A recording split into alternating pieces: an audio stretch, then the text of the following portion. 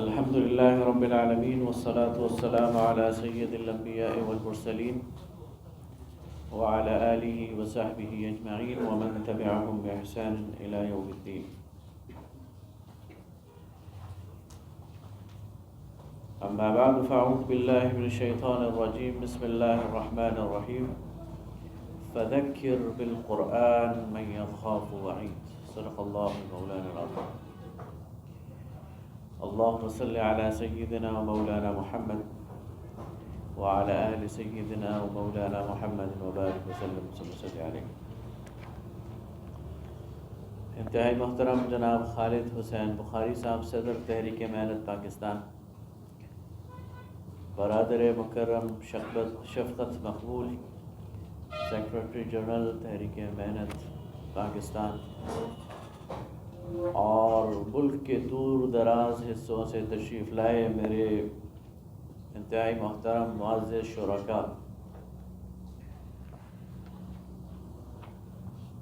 قرآن پاک اور اس کے ساتھ صحابہ کرام رضوان اللہ تعالی علیہم اجمعین کا تعلق،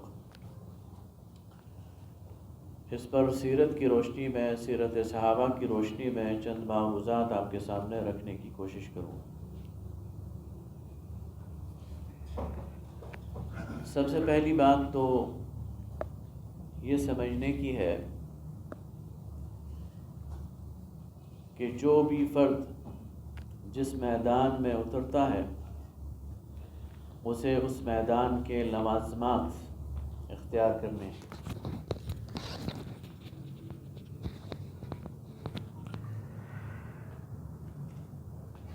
کوئی اگر میدان جنگ میں اترتا ہے تو اسے میدان جنگ کی ٹریننگ لینی چاہیے، اور پھر اس کے لیے جو اسلحہ درکار ہے وہ اسلحہ اس کے پاس ہونا چاہیے. اور آج کے دور میں اگر کوئی میڈیا وار میں اترنا چاہتا ہے، میڈیا کے میدان میں، تو اس کے پاس ماس کمیونیکیشن کا علم ہونا چاہیے، اور پھر اس کے پاس میڈیا کے ذرائع ہونے چاہیے. یہ اس کے ہتھیار ہیں.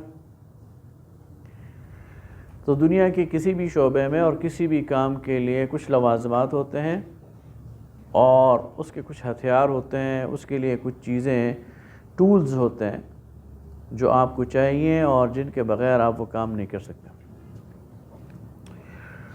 تو ایک دعوت کا فیلڈ، داعی کا سب سے بڑا ہتھیار اور سب سے بڑا ٹول وہ اللہ کی کتاب ہے. اسی لیے سورہ قاف میں فرمایا فَذَكِّرْ بِالْقُرْآنِ مَنْ يَخَافُ وَعِيدٍ. قرآن کے ذریعے تذکرہ کیجئے اس کے سامنے جو کہ وعید سے ڈرتا ہوں. اور ایک اور جگہ فرمایا وَجَاهِدْهُمْ بِهِ جِهَادًا كَبِيرًا. اور یہاں بھی کی ضمیر قرآن کی طرف ہے کہ جہاد کیجئے ان سے، اس کے ذریعے ایک بہت بڑا جہاد. تو گویا ایک داعی کے لیے سورس آف انرجی، ایک داعی کے لیے قوت اور توانائی کا ذریعہ، ایک داعی کے لیے ہتھیار وہ قرآن پاک ہے. اور یہ اتنا مؤثر اور اتنا عظیم الشان ہتھیار ہے کہ جس نے اپنا آپ منوایا ہے اور دکھایا ہے، جس نے اپنی اتھارٹی اسٹیبلش کی ہے. ہم آج کل بیانیہ کی بات کرتے ہیں نا کہ فلاں کا بیانیہ بڑا زبردست ہے، نیریٹو بڑا زبردست ہے، فلاں سیاسی جماعت کا بیانیہ بڑا زبردست ہے، لوگ اس کی طرف کشش محسوس کرتے ہیں. تو ان سارے بیانیوں میں سب سے مضبوط بیانیہ خود قرآن پاک ہے. سب سے مضبوط نیریٹو خود قرآن پاک ہے. اور جو دعوت قرآن کے ذریعے دی جائے گی اور قرآن کو ہدف بنا کر اور سامنے رکھ کر دی جائے گی، وہ طاقتور اور قوت والی دعوت ہوگی اور تسخیر کرنے والی دعوت ہوگی، اور اس سے تسخیر کیا جا سکتا ہے. اس قرآن نے تسخیر کیا ہے، اس قرآن نے انسانوں کے اندر تبدیلی پیدا کی ہے. اور یاد رکھیے کہ اس قرآن نے جزوی تبدیلی پیدا نہیں کی. بلکہ اس قرآن نے قلب ماہیت کو چینج کیا ہے، پورے کے پورے انسان کو بدلا ہے، اس کی سوچ کو، اس کے فکر کو، اس کے اعمال کو، اس کے خیالات کو، اس کے اخلاق کو، اس کی تہذیب کو، اس کے رسم و رواج کو، اس کے لین دین کو، اس کی تجارت کو، ہر چیز کو جو انسان سے متعلق ہے اس قرآن نے الٹ کر پلٹ دیا۔ اس لیے اتنی طاقتور کتاب ہے۔ یہ چیز تمہیداً میں نے آپ کے سامنے ذکر کی۔ اب میں چند چیزیں صحابہ کرام رضوان اللہ تعالی علیہم اجمعین کے حوالے سے بتاؤں گا کہ قرآن آج تو ہمیں بہت ٹھنڈے پیٹوں ملا ہوا ہے، اس قرآن کے ساتھ تعلق کے معنی کیا ہیں۔ تو سب سے پہلے وہ واقعہ آپ نے سنا ہوگا، میں تذکیر کے لیے پھر یاد دہانی کے لیے بتاتا ہوں آپ کو۔ سیرت کی کتابوں میں آتا ہے حضرت عبداللہ ابن مسعود رضی اللہ تعالیٰ۔ حضرت عبداللہ ابن مسعود رضی اللہ تعالیٰ عنہ وہ صحابی ہیں جنہیں رسول اللہ صلی اللہ علیہ وسلم نے اپنی حیات طیبہ میں اس بات کی اجازت دے دی کہ فتوے دے دیا کرو۔ تو لوگ رسول اللہ صلی اللہ علیہ وسلم کی موجودگی میں جب رسول اللہ دستیاب نہ ہوتے تو حضرت عبداللہ ابن مسعود کے پاس جا کر فتویٰ پوچھ لیا کرتے تھے، مسائل پوچھ لیا کرتے تھے۔ چند صحابہ کو رسول اللہ کی زندگی میں یہ مقام حاصل ہو گیا تھا، ان میں حضرت عبداللہ ابن مسعود وہ صحابی۔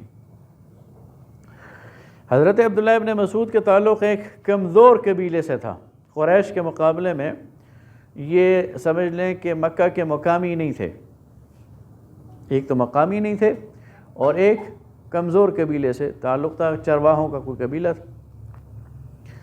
دوسری بات یہ جسمانی طور پہ بھی بہت نحیف و نزار تھے، کوئی پہلوان شخصیت نہیں تھے، بہت ایسے کہ جسے آپ کہہ سکتے ہیں دبلے پتلے، دبلی ٹانگوں والے، اور عمر بھی بہت تھوڑی تھی، 16-17 سال عمر۔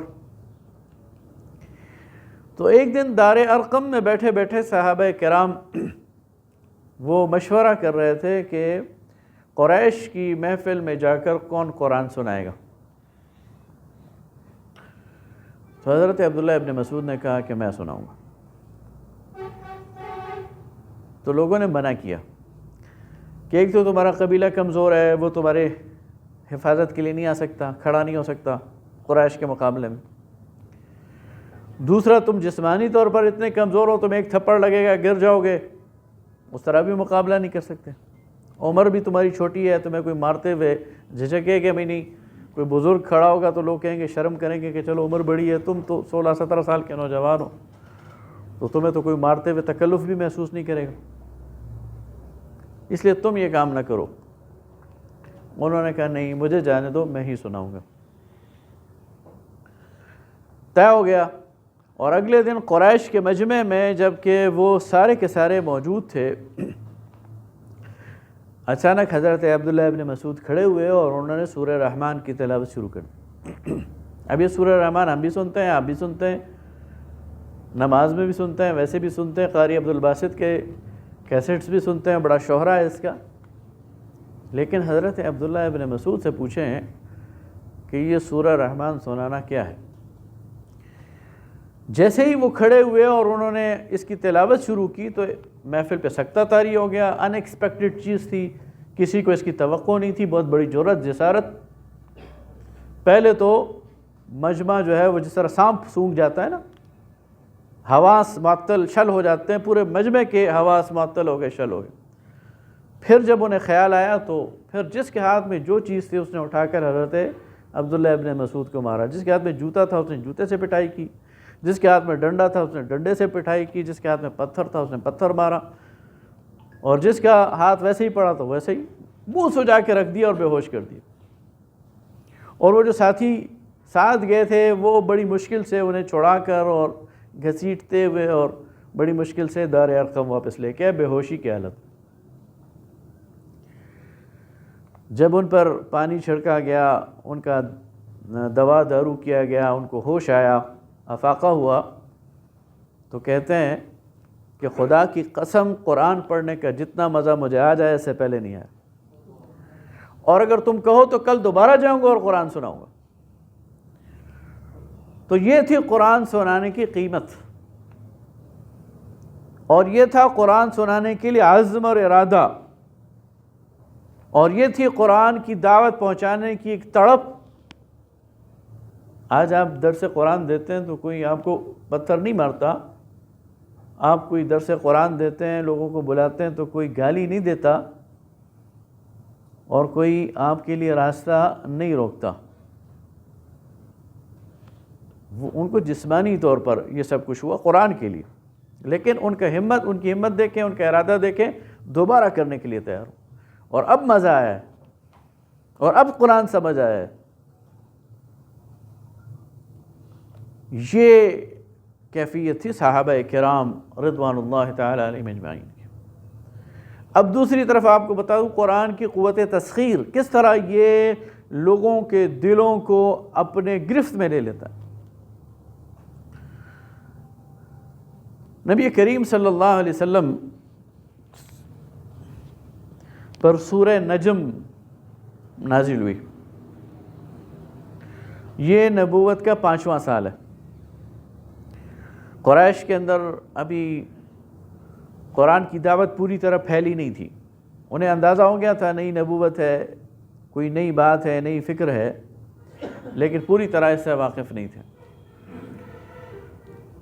اور پہلی دفعہ ان کو قرآن سنایا جا رہا تھا، اور سنانے کی ترکیب کیا تھی کہ خود نبی کریم صلی اللہ علیہ وسلم نے یہ کام خود کیا۔ رمضان کا مہینہ تھا، سیرت کی کتابوں میں آتا ہے، رات کا وقت تھا، بیت اللہ کے احاطے میں قریش موجود تھے۔ ان کا طریقہ یہ تھا دن بھر کے سارے کام کر کے رات کو آتے تھے، گپ شپ لگاتے تھے، شعر و شاعری کرتے تھے، قصے کہانیاں سنتے تھے، سناتے تھے۔ تو بیت اللہ کے احاطے میں سب جمع آئے، یکایک نبی کریم صلی اللہ علیہ وسلم وہ کھڑے ہوئے، اور آپ صلی اللہ علیہ وسلم نے سورہ نجم کی تلاوت شروع کر دی۔ اب قرآن کی تاثیر اپنی جگہ، رسول اللہ صلی اللہ علیہ وسلم کا لہجہ اور آپ کی زبان مبارک کی تاثیر اپنی جگہ، تو پوری مجلس پر سکوت طاری ہو گیا،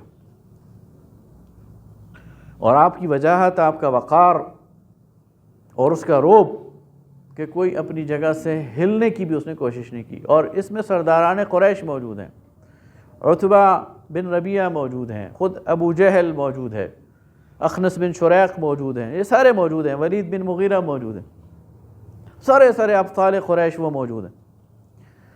سورہ نجم کی تلاوت ختم کر کے آخری آیت میں آیت سجدہ ہے، نبی کریم صلی اللہ علیہ وسلم نے آیت سجدہ تلاوت کی، اور سجدے میں تشریف لے گئے، تو آپ کے ساتھ سارا کا سارا مجمع سجدے میں چلا گیا، یعنی ان کو اپنے آپ پر قابو نہیں رہا۔ بعد میں ایک دوسرے کو ملامت کرنے لگ گئے کہ یہ تم نے کیا کیا، اور ان کے پاس اس کا کوئی جواز نہیں تھا۔ تو یہ قرآن تسخیر کرتا ہے، یہ اپنی بات کو پہنچاتا ہے۔ قریش بیٹھے ہوئے اور آپس میں مشورہ کر رہے ہیں اس دعوت کو کیسے روکیں، اس کا کیسے مقابلہ کریں۔ تو ابو سفیان کا سسر، اس کی بیوی ہند کا والد عتبہ بن ربیعہ، عمر رسیدہ شخص تھا، ہوشیار شخص تھا، جہاں دیدہ تھا، اس نے کہا کہ مجھے جانے دو، میں ذرا بات کرتا ہوں محمد سے صلی اللہ علیہ وسلم۔ قریش کی محفل کے ساتھ ہی آگے بیت اللہ کے احاطے میں نبی کریم صلی اللہ علیہ وسلم تشریف فرمائے۔ انہوں نے کہا آپ ہم سب میں معزز ہیں، جہاں دیدہ ہیں، آپ بے شک جائیں، بات کریں۔ عتبہ اپنی محفل سے اٹھا، نبی کریم صلی اللہ علیہ وسلم کی خدمت میں حاضر ہوا اور کہا بھتیجے، تمہاری وجہ سے اس پوری علاقے میں، اس پورے خطے میں ایک آزمائش سے ہم سب دوچار ہیں، ہر گھر میں لڑائی پڑ گئی ہے، اس کا کوئی حل نکالو۔ اگر تمہیں بادشاہت چاہیے ہم تمہیں بادشاہ بنا دیتے ہیں، اگر دولت چاہیے دولت کے ڈھیر لگا دیتے ہیں، خوبصورت لڑکی چاہیے لڑکی فراہم کر دیتے ہیں، اور اگر بیماری ہے تو تمہارا علاج کراتے ہیں۔ آپ نے کہا اے ابو الولید آپ اپنی بات کر چکے یا ابھی کچھ اور کہنا ہے؟ اس نے کہا نہیں میں نے جو کہنا تھا وہ کہہ دیا۔ آپ نے فرمایا اچھا اب میری سنو، اور آپ صلی اللہ علیہ وسلم نے سورہ حامیم السجدہ کی تلاوت شروع کر دی۔ اس آیت کی اس تلاوت کے دوران جب آپ صلی اللہ علیہ وسلم نے وہ آیات تلاوت کی کہ اگر تم نے میری بات نہ مانی تو میں تمہیں عاد و سمود کی طرح عذاب سے ڈراتا ہوں، تو وہ گھبرا گیا اور اپنا ہاتھ لے کر آپ کے منہ پر مبارک پر رکھا کہ خدا کے لیے یہ نہ کہنا، یہ نہ کرو، یہ نہ کرو۔ یعنی اسے یقین تھا کہ یہ ہو جائے گا۔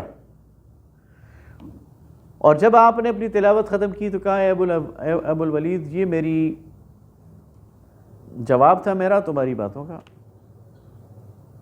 وہ وہیں سے اٹھا اور لڑکھڑاتے قدموں کے ساتھ واپس اپنی محفل میں جا رہا تھا، تو لوگ کہنے لگے ابو الولید جس چہرے کو لے کے گیا تھا وہ لے کے واپس نہیں آیا۔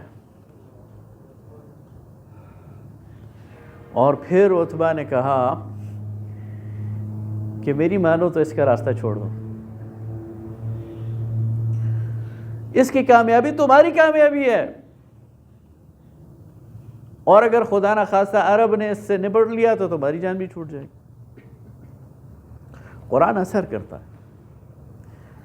حضرت عمر رضی اللہ تعالیٰ عنہ خود اپنے بارے میں فرماتے ہیں کہ میں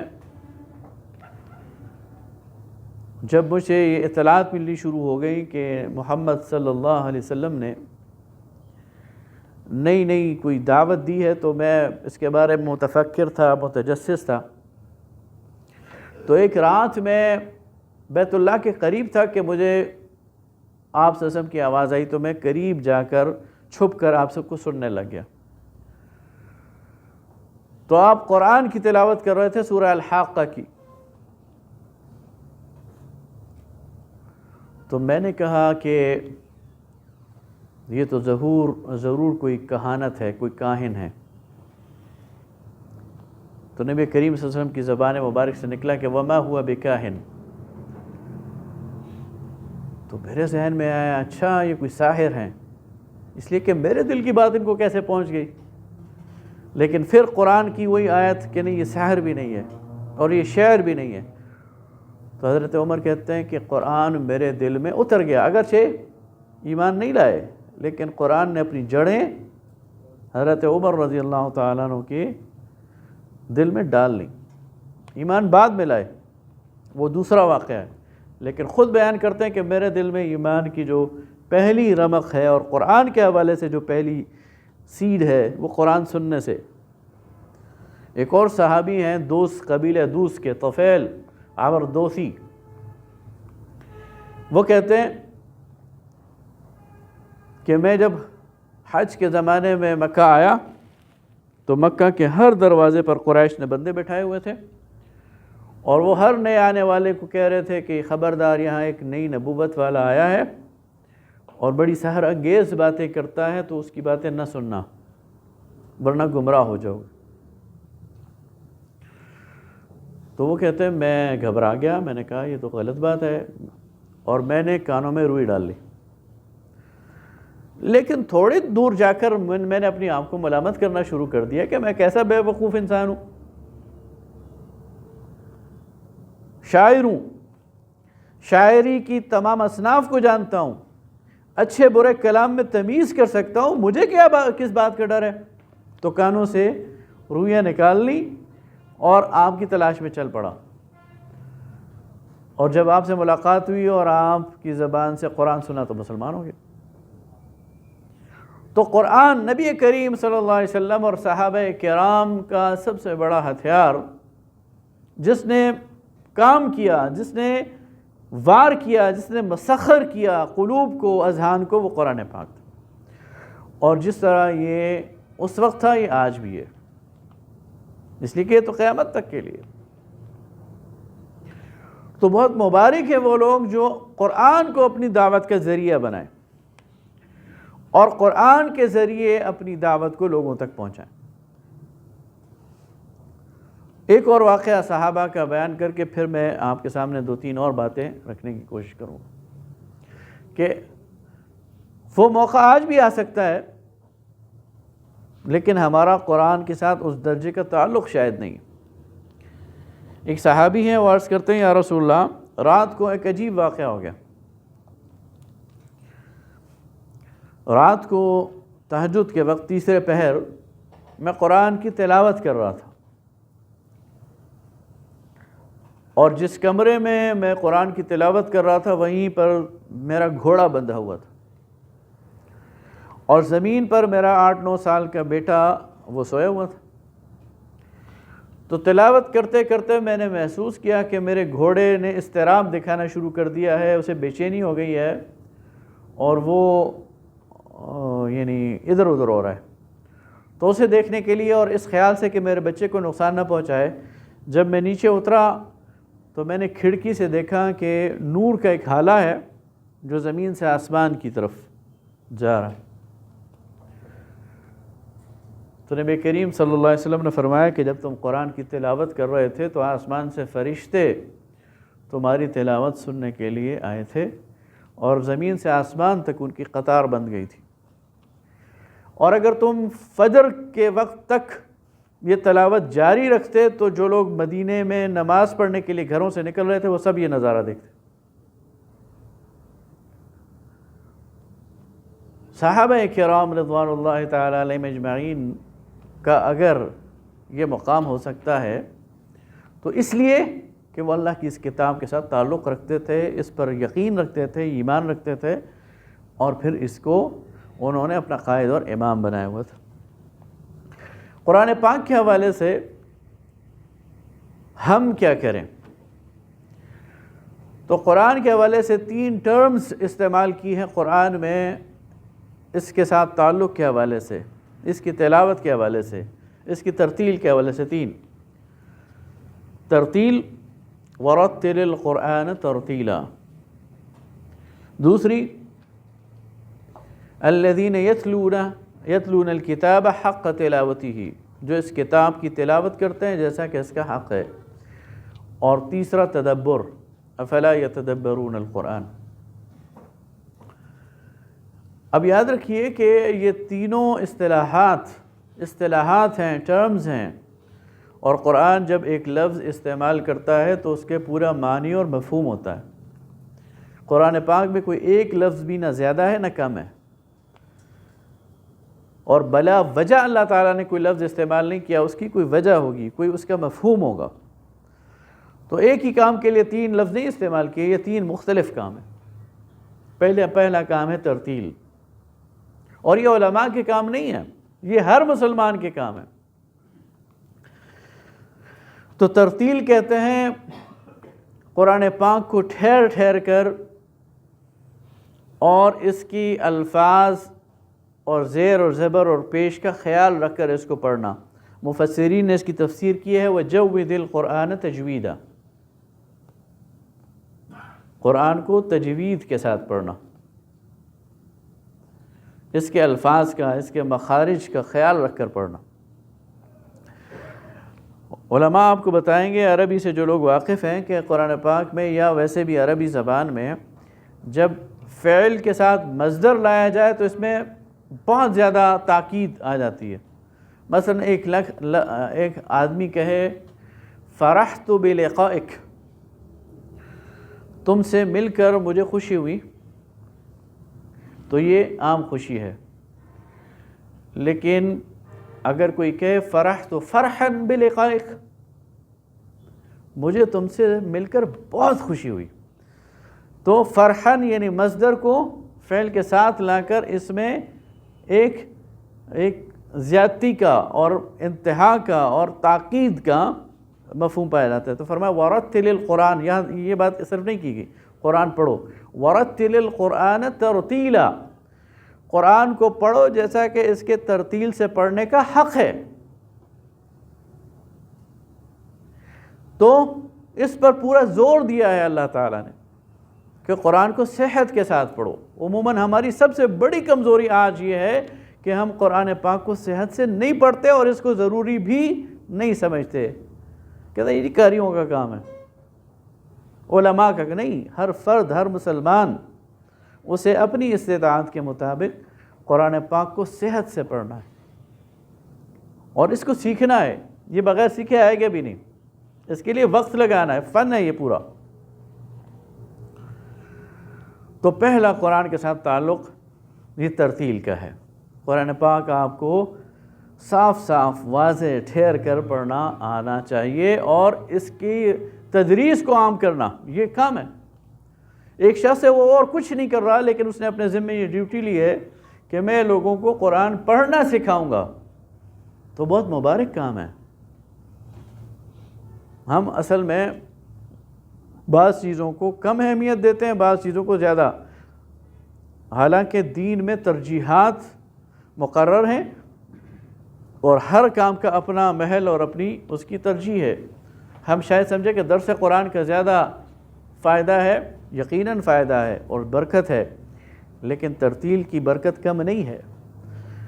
قرآن کے الفاظ سکھانے کی اور پڑھانے کی ضرورت کم نہیں ہے. یہ اس کی جگہ، یہ اس لیے میں اس پہ دوبارہ زور دے رہا ہوں کہ ایک شخص صرف یہ کام کرتا ہے تو یہ بھی بڑا مبارک کام ہے کہ اس نے یہی اپنے ذمہ لے لیا کہ میں اور کچھ نہیں کر سکتا، لیکن قرآن کو صحیح الفاظ کے ساتھ سکھا سکتا ہوں، تو اس کے لیے یہ کام بھی انشاءاللہ نجات کا باعث بنے گا اور یہ ایک مورچہ ہے جو اسے سنبھالا ہوا ہے. دوسری چیز تلاوت کی ہے. الذین یتلون الکتاب حق تلاوتہ، جو لوگ کتاب کی تلاوت کرتے ہیں جیسا کہ تلاوت کرنے کا حق ہے. ورتل القرآن ترتیلا میں ایک اور انداز سے اس کے حق کو بتایا گیا اور یہاں پر براہ راست لفظ حق استعمال کیا گیا. یہ تلاوت کیا ہے؟ تلاوت کا مطلب ہوتا ہے والشمس وضحاها والقمر اذا تلاها، سورج کی قسم جب اس کی دھوپ خوب پھیل جائے اور چاند کی قسم جو اس کے پیچھے پیچھے چلے. تلا یتلو کہتے ہیں پیروی کرنے کو، پیچھے پیچھے چلنے کو. تو جب زبان سے قرآن کے الفاظ ادا ہو رہے ہوں تو دل اس کی پیروی کر رہا ہو. قرآن میں آپ پڑھ رہے ہیں قرآن اور آپ پڑھ رہے ہیں وَإِذَا رَأَيْتَ نَعِيمًا وَإِذَا رَأَيْتَ ثَمَّ رَأَيْتَ نَعِيمًا وَمُلْكًا كَبِيرًا، کہ تم جہاں بھی دیکھو گے نعمتوں کو دیکھو گے اور بہت بڑی بادشاہت کو دیکھو گے، جنت کا ذکر ہے تو دل خوش ہو جائے، دل میں یہ آرزو پیدا ہو جائے اللہ ہمیں اس مقام پر لے کے جا. اسی طرح قرآن پاک میں جہنم کا ذکر آئے، اس کی عذاب کا ذکر آئے تو دل کے اندر ایک خوف اور کپکپی طاری ہو جائے. اسی طرح قرآن پاک میں اوامر آئیں کہ یہ کام کرو تو دل میں یہ ارادہ پیدا ہو جائے کہ اب یہ کرنے. اور قرآن پاک میں اللہ تعالیٰ کسی کام سے روک دے تو دل میں یہ ارادہ پیدا ہو جائے اب اس سے رکنا ہے. اور قرآن پاک کوئی بات کرے تو جواب دے انسان. الیس اللہ باحکم الحاکمین، تو انسان کے بلا و ربی. اور جب قرآن کے سبح اسم ربک الاعلی تو آپ کہے سبحان ربی الاعلی، تو یہ تلاوت ہے کہ انسان کا دل اور اس کا پورا وجود. اس لیے تو قرآن نے کہا نا کہ ان کی کھالیں یہ ڈھیلی پڑ جاتی ہیں اور ان کے دل نرم پڑ جاتے ہیں اس قرآن کی وجہ سے. تو یہ تلاوت ہے. اور صحابہ کرام رضوان اللہ تعالی علیہم اجمعین اس کا حق کیسے ادا کرتے تھے کہ یہ جو قرآن پاک کی 7 منزلیں ہیں نا، یہ دراصل صحابہ کرام رضوان اللہ تعالی علیہم اجمعین کا نصاب تھا. ہر روز ایک منزل کی تلاوت اور 7 روز میں پورے قرآن کا ختم. اور جس طرح ہم آج ایک دوسرے سے ملتے ہیں تو سوال کرتے ہیں کیا حال ہے تمہارا، بچوں کا کیا حال ہے، بچے پڑھ رہے ہیں نہیں پڑھ رہے، کاروبار کا کیا حال ہے. تو صحابہ کرام رضوان اللہ تعالی علیہم اجمعین ایک دوسرے سے پوچھتے تھے تمہاری منزل کا کیا حال ہے، منزل پڑھی ہے نہیں پڑھی، قرآن پڑھا یا نہیں. اور اگر کوئی کہہ دیتا کہ نہیں آج نہیں پڑھ سکا تو تعزیت کرتے اس سے، خدا کے بندے بہت بڑا نقصان کر لیا اپنا.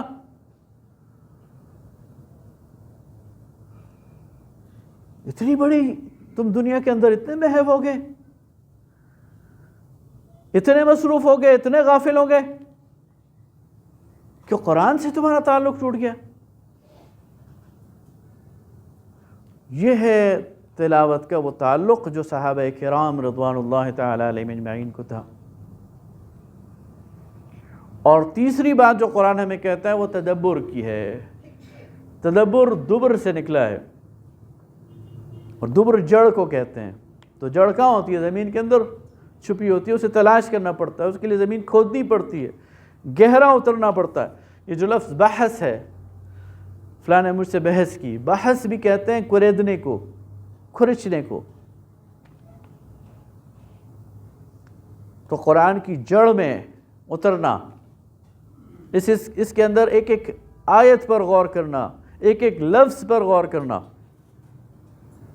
اور اس کے حوالے سے بھی آپ کو صحابہ کرام کا معمول بتاؤں، یعنی ایک تو تلاوت کا معمول میں نے آپ کو بتایا، ترتیل کا معمول کیا ہے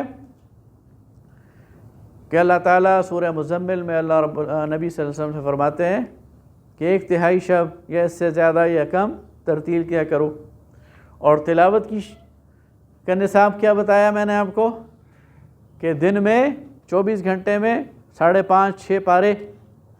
اور تدبر کا نصاب کیا ہے کہ حضرت عبداللہ ابن عباس رضی اللہ تعالیٰ عنہ کے بارے میں آتا ہے کہ انہوں نے سورہ بقرہ 12 سال میں پڑھی۔ اچھا، سورہ بقرہ کی 286 آیات ہیں، تو 286 آیات کو 12 سال میں، ایک سال میں 365 دن ہوتے ہیں، تو یہ کتنے ہزار دن بن گئے، یہ شفقت بھائی آپ کو بتائیں گے۔ تو ایک ایک آیت پر پھر کتنے کتنے انہوں نے دن لگائے، اس سے آپ اندازہ لگائیں۔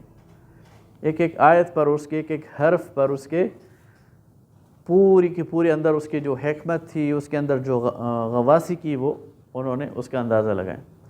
حضرت عبداللہ ابن عباس رضی اللہ تعالیٰ عنہ کے ایک شاگرد ہیں، مشہور تابعی ہیں، مجاہد بن جبر،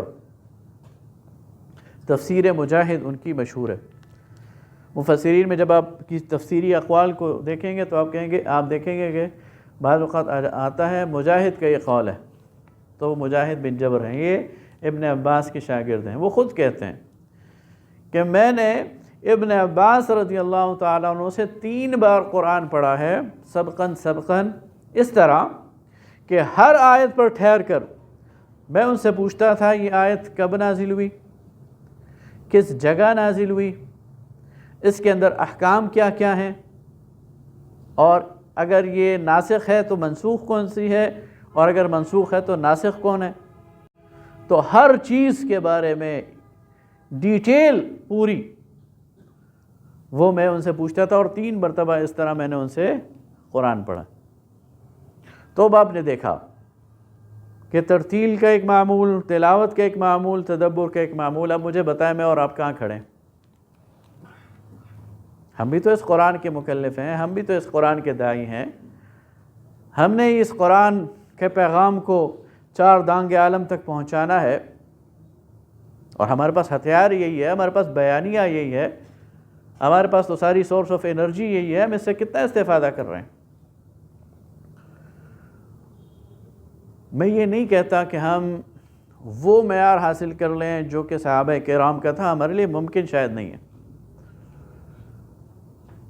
لیکن اس کی کوشش تو کریں، اس طرف قدم بڑھانے کی کوشش تو کریں، اور اپنی زندگی میں باقی جتنے کاموں کو ترجیح دیتے ہیں اتنی ترجیح تو دیں۔ میں اور کچھ نہیں مانگتا آپ سے، اور کچھ نہیں مانگتا، واللہ کچھ نہیں مانگتا۔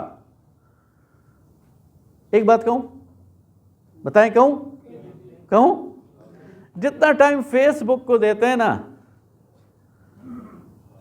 اتنا قرآن کو دیں۔ آپ اپنی فیس بک کے ٹائم آپ کا موبائل بتائے گا کہ آپ کا موبائل آپ کو بتائے گا آج آپ نے 2 گھنٹے یوز کیا ہے، آج آپ نے 1.5 گھنٹہ یوز کیا ہے، آج آپ نے 4 گھنٹے یوز کیے ہیں۔ تو کیا رہ گیا میرے پاس؟ اچھا میں نے ایسی بڑی بات کہہ دی ہے، میں خود میرا گلا پھنس رہا ہے اللہ کے ہاں۔ اور میرے لیے دعا کریں اللہ تعالیٰ مجھے جواب دہی سے بچائے، لیکن حقیقت یہی ہے۔ پھر ہم کہتے ہیں قرآن ہمارے لیے امام ہے، ہدا ہے، اور اس کے ذریعے ہم انقلاب لے کے آئیں گے۔ تو میرے بھائیوں بزرگوں، تحریک محنت یہ وہ مبارک تحریک ہے جو آپ کو اس قرآن کے گرد جوڑتی ہے۔ اس تحریک پر، اس اجتماعیت پر اللہ کا شکر ادا کریں، اور اس کی طرف سے جو آپ کو ٹارگٹ دیا جاتا ہے اس کو دینی فریضہ سمجھ کر اس پر کام کریں۔ یہ آپ کی نجات کا باعث ہے، یقیناً نجات کا باعث ہے۔ اس دنیا میں تو شاید آپ کو اس کے کوئی فروٹس نظر نہ آئیں، یہ اللہ کا کام ہے کہ وہ آپ کو ثمرات دکھائے یا نہ دکھائے۔ آخرت میں انشاءاللہ آپ اپنے کیے ہوئے کام کو ضرور عند اللہ موجود پائیں گے۔ وَمَا تُقَدِّمُوا لِخَيْرٍ وَمَا تُقَدِّمُوا لِأَنفُسِكُم مِّن خَيْرٍ تَجِدُوهُ عِندَ اللَّهِ۔ جو بھی کام آپ کریں گے اللہ کے ہاں وہ ڈپازٹ ہو رہا ہے، اللہ کے ہاں آپ اسے موجود پائیں گے۔ اس لیے اس اجتماعیت اور اس کے ساتھ جو آپ کی ذمہ داری ہے قرآن کی دعوت، اس کو ترجیح اول بنا کر یہاں سے عزم اور ارادہ لے کے جائیں کہ اب یہ کام کرنا ہے اور اس کا حق ادا کرنے کی کوشش کرنی ہے۔ یہی ہماری نجات کا باعث ہوگا۔ وآخر دعوانا ان الحمد للہ رب العالمین۔